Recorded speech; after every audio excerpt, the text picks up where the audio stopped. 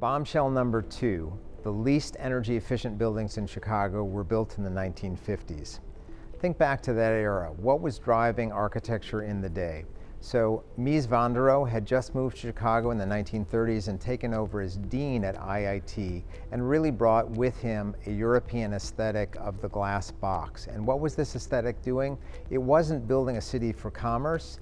It was expressing an aesthetic ideal that really defined humans' relationship to nature, that we had prevailed over nature, that we didn't have to live within constraints of resources or energy, anything of the like. And so the architecture is a pure expression of an aesthetic ideal. So the building we have built a scale model of to represent this is Mies van der Rohe's iconic 860-880 Lakeshore Drive in the model behind me. So this building is more than 85% glass.